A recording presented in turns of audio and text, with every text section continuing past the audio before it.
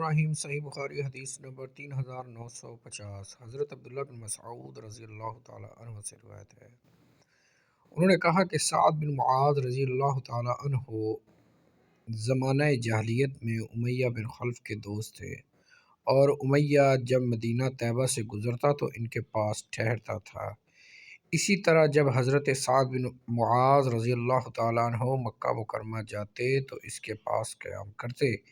جب رسول اللہ صلی اللہ علیہ وسلم ہجرت کر کے مدینہ طیبہ تشریف لائے تو حضرت سعد بن معاذ رضی اللہ تعالیٰ عنہ بغرض عمرہ مکہ مکرمہ گئے اور امیہ کے پاس قیام کیا۔ انہوں نے امیہ سے کہا کہ میرے لیے تنہائی کا وقت دیکھو تاکہ میں عمرہ کر لوں۔ چنانچہ امیہ انہیں دوپہر کے وقت اپنے ساتھ لے کر نکلا تو ان کی ابو جہل سے ملاقات ہو گئی۔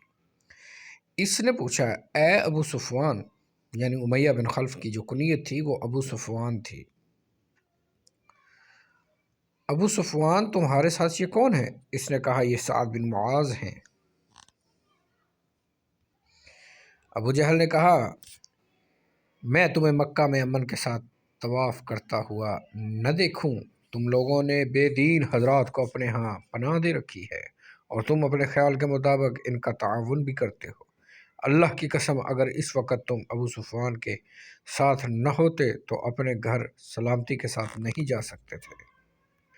اب سعد بن معاذ رضی اللہ تعالیٰ عنہ بھی ایک خاندان کے سردار تھے، مدینہ کے ایک خاندان کے سرداروں میں سے تھے، تو انہوں نے کہا بلند آواز سے، ابو جہل سے کہا، خبردار، اللہ کی قسم اگر تو مجھے اس وقت طواف سے روکے گا تو میں بھی تجھے اس سخت کام سے منع کر دوں گا، یعنی مدینے کی طرف سے تمہارا راستہ بند کر لوں گا۔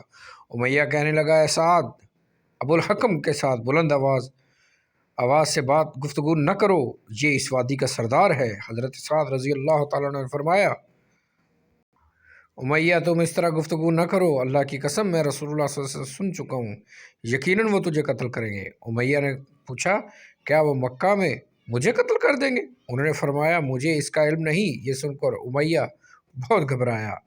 جب وہ اپنی بیوی کے پاس لوٹا تو اس نے کہا، ام صفوان، تجھے معلوم ہے کہ مجھے سعد نے کیا کہا ہے؟ اس نے کہا، کیا کہا ہے؟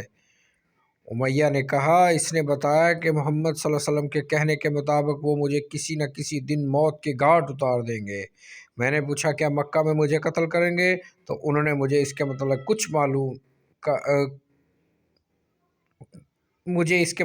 کچھ معلوم نہیں۔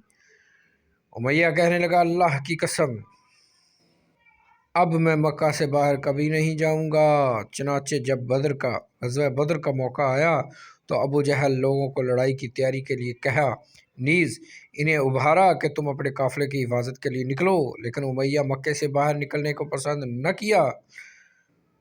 ابو جہل نے اس کے پاس آ کر کہا، اے ابو صفوان، تم وادی کے سردار ہو، جب لوگ دیکھیں گے کہ تم لڑائی کے لیے نہیں نکل رہے تو وہ بھی نہیں نکلیں گے۔ ابو جہل مسلسل اصرار کرتا رہا، حتیٰ کہ امیہ نے کہا، اگر تو مجھے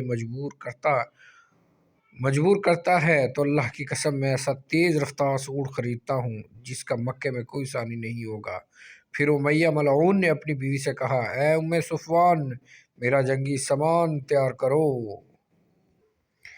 اس نے کہا، اے ابو صفوان، تم اپنے یثربی بھائی دوست کی بات بھول گئے ہو؟ امیہ بولا، بھولا نہیں، لیکن ان کے ساتھ صرف تھوڑی دیر دور تک جاؤں گا۔ جب امیہ نکلا تو راستے میں جس منزل پر بھی ٹھہرنا ہوتا تو یہ اپنا اونٹ قریب ہی باندھ دیتا۔